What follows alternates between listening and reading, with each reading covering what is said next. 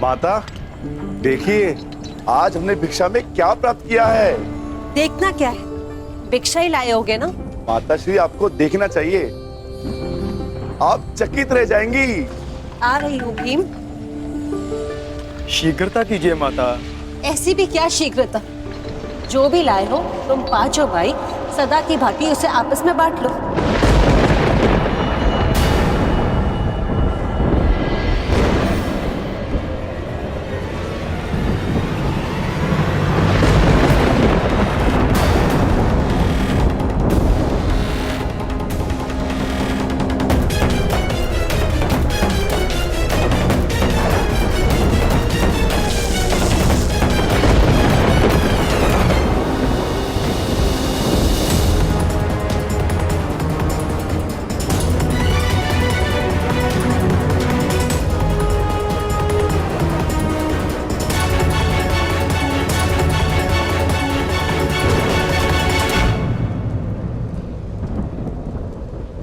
आपने क्या अनर्थ कर दिया माताश्री।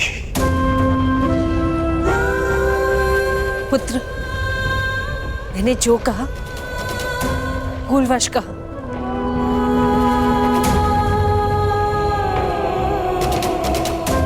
वही कहा जो तुम सबसे प्रतिदिन कहती थी। इसका अर्थ ये नहीं कि मेरी बात पाषाण की रेखा है। मैंने जो कहा उस बात का विस्मरण कर लो। जिस प्रकार हर एक कर्म का अपना एक फल होता है, उसी प्रकार मुख से निकले हर एक शब्द का प्रतिफल होता है। विशेषकर माता के शब्दों का। ये शब्द ही तो है जो कभी वरदान बन जाते हैं और कभी श्राप।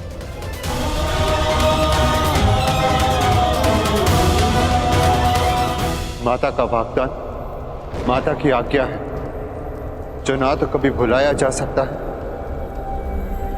और ना लौटाया जा सकता है।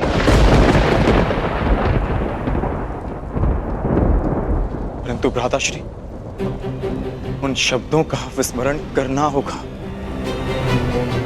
एक स्त्री 5 पुरुषों से विवाह कैसे कर सकती है? अद्भुत!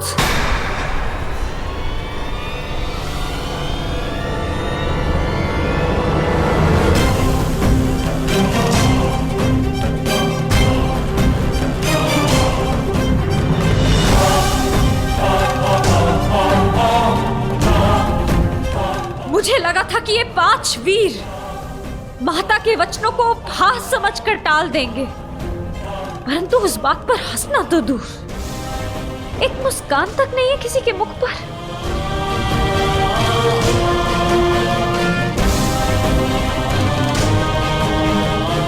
मुझे तो लगा था कि आप सब मुझे सांत्वना देंगे कि पांचाली, माताश्री ने भूलवश जो भी कहा उससे व्यथित ना हो, परंतु आप सब ये मंत्रणा कर रहे थे कि 5 पुरुष एक स्त्री से कैसे विवाह करेंगे।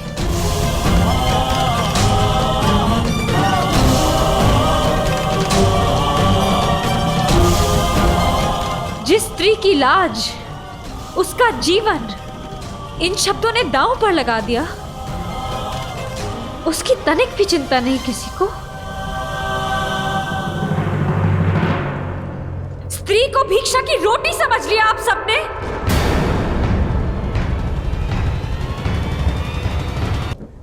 अपने शब्दों के लिए मैं क्षमा मांगती हूँ। नहीं माताश्री, आपने जो कहा वो भूलवश कहा, परंतु इन सब ने जानते समझते आपके साथ उपहास किया था। मेरी क्या भूल है माताश्री? ये 5 भाई ये विवाद कर रहे हैं कि मुझे कैसे बांटना है।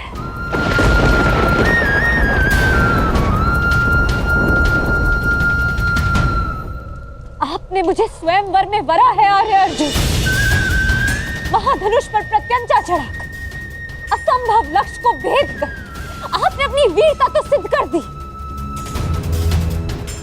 परंतु अपना उत्तरदायित्व नहीं समझा।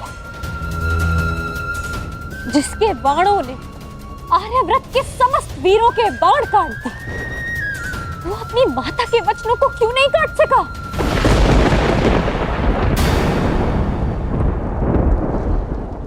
धर्मराज समझे जाने वाले प्रथम पांडवश्री, माता के वचन झूठे सिद्ध, इस अधर्म की व्याख्या आप कर बैठे, परंतु एक स्त्री के मान की रक्षा का धर्म वो नहीं सूझा आपको।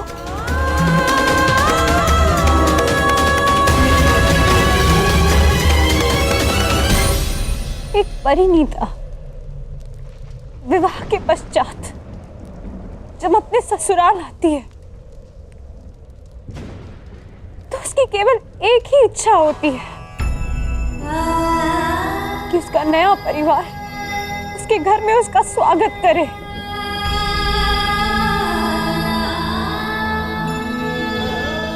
परंतु यहाँ मेरा बंटवारा करने पर विचार विमर्श कर रहे हैं आप सब, अपनी माता को चकित करने के प्रयास में।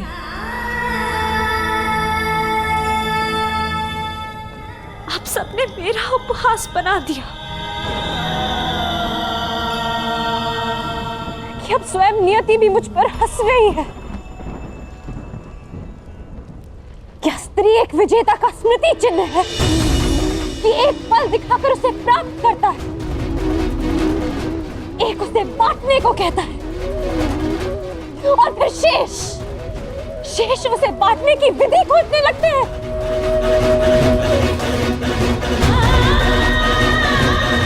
महाबलशाली वृकोदर भीम, जिसने एक विशाल वृक्ष उठाकर मेरी रक्षा की चुनौती ली थी, पवन वेग से युद्ध किया, क्या वो उस पांचाली को उसका मान बनाए रखने का आश्वासन नहीं देगा जो पांचाली नियति की आंधियों में उड़ी जा रही है?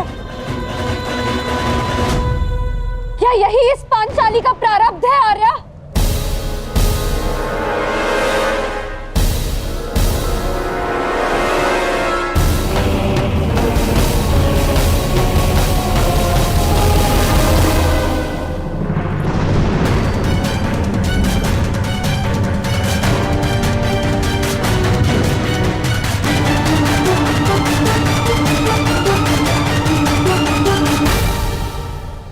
स्वागत है अंगराज कर्ण, स्वागत है। पांचाल से साथ ही निकले थे, यहाँ पहुंचने में बड़ा विलंब कर दिया आपने। मार्ग में कुछ अशुभ घटित हुआ था क्या? नहीं,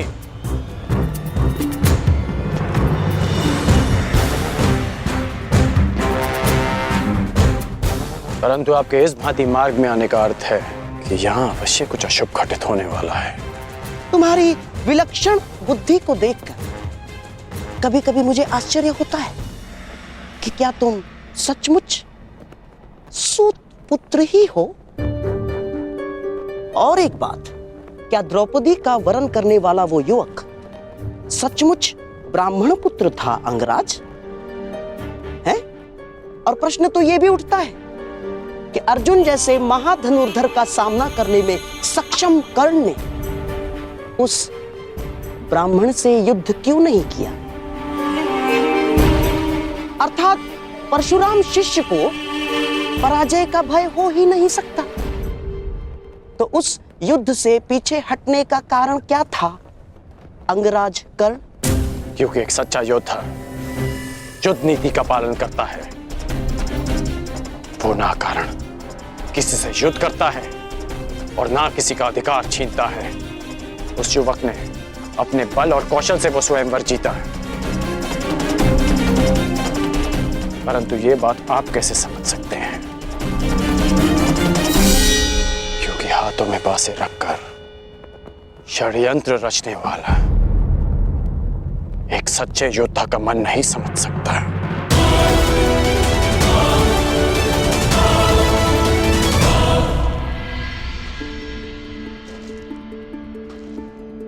पांचाली,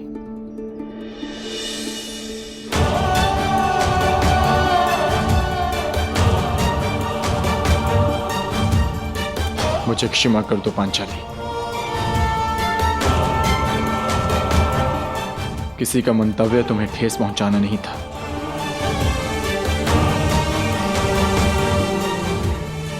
स्त्री का मान ओस की बूंद की भांति होता है आर्य। भूमि पर गिरी और अस्तित्व समाप्त। तुम्हारे अस्तित्व की रक्षा होगी पांचाली।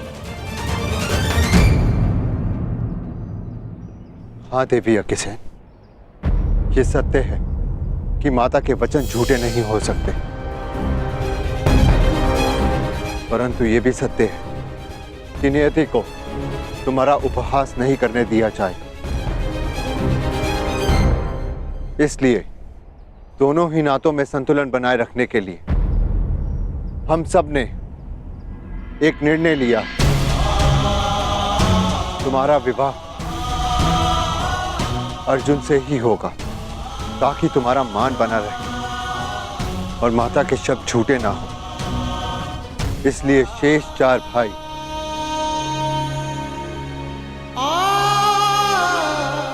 संन्यास लेंगे, संन्यास लेंगे, संन्यास लेंगे।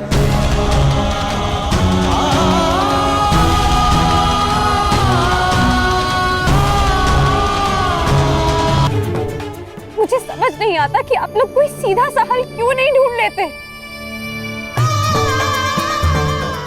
माता ने जो कुछ भी भूलवश कहा, उसे भूल क्यों नहीं जाते आप लोग? ये संभव नहीं है देवी। माता के शब्दों को काट पाना हमारे वश में नहीं। माता के निवेदन पर भी यह संभव नहीं। माता के शब्दों का स्पष्ट अर्थ था कि हम 5 भाई तुमसे विवाह करें। बस!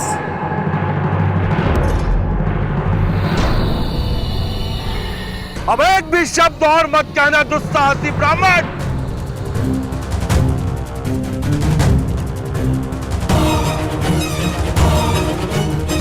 पांचाल नरेश द्रुपद की पुत्री का इतना बड़ा अपमान करने का दुस्साहस कैसे किया तुम सबने?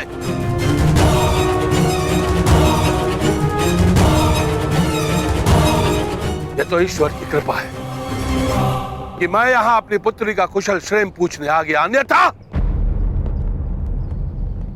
अन्यथा तुम सब अनर्थ करने जा रहे थे। पुत्री, तुम इसी क्षण पांचाल की ओर प्रस्थान कर रही हो और मैं युद्ध में इन सब का वध करूंगा।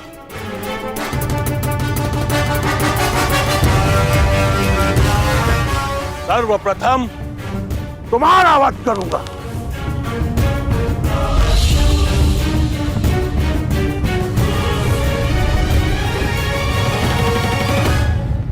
ठहरिए पांचाल नरेश।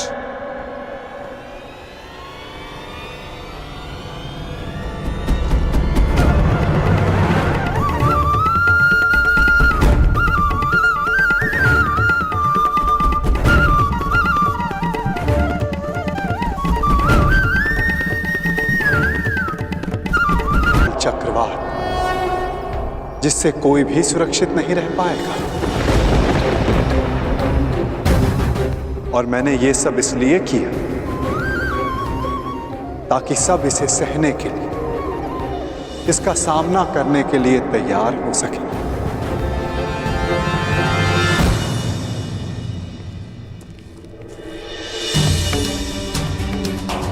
माताश्री, अब हमारे पीछे कोई नहीं, परंतु हमें शीघ्र ही जाना होगा ना।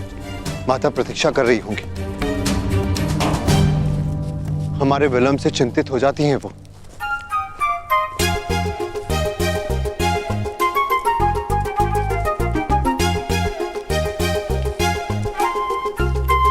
एक क्षण रुकिए आर्यपुत्र। सूर्यास्त हो चला है। आप तीनों ब्राह्मण संध्या बंधन नहीं करेंगे?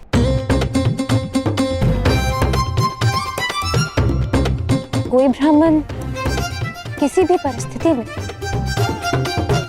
संध्या बंधन नहीं भूलता।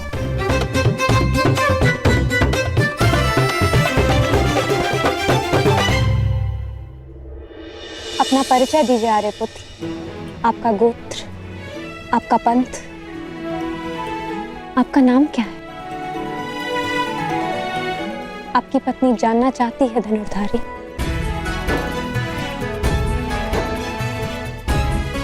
अपनी पत्नी से भी अपना नाम छुपाने का क्या कारण हो सकता है? उस पत्नी से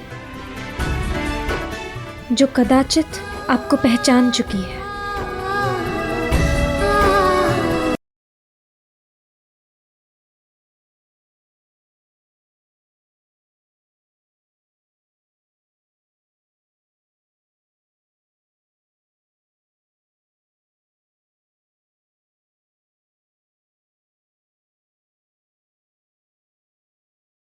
पहचान चुकी है।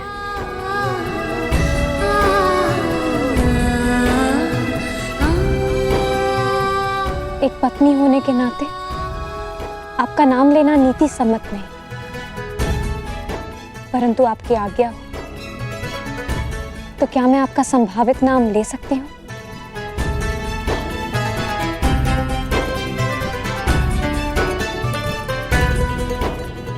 याज्ञसेनी द्रौपदी अपने महाधनुर्धारी पति पांडुपुत्र अर्जुन को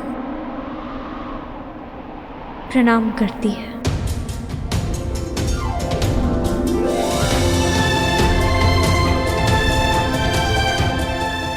प्रणिपात आर्य अर्जुन।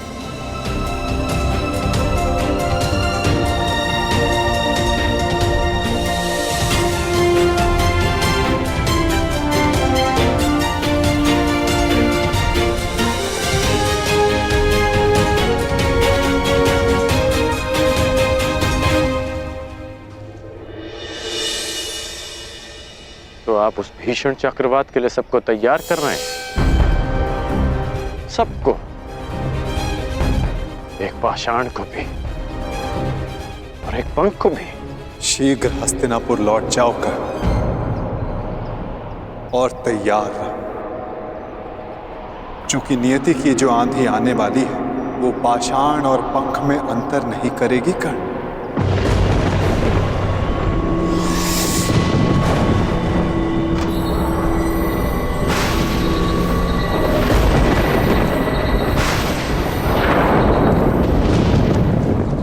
लगता है चक्रवात आने वाला है भ्राता। चिंता मत करो नकुल, हम समय पर घर पहुंच जाएंगे। परंतु माता से कहेंगे क्या? कहना क्या है? उन्हें चकित कर देंगे। हाँ, चकित ही सही, परंतु माता के मुख पर मुस्कान तो आएगी।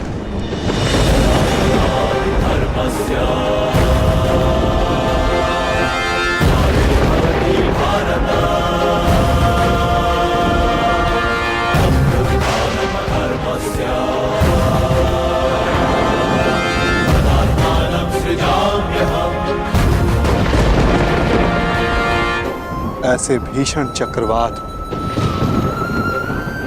पाषाण भी पंख बनकर उड़ जाता है कर्ण।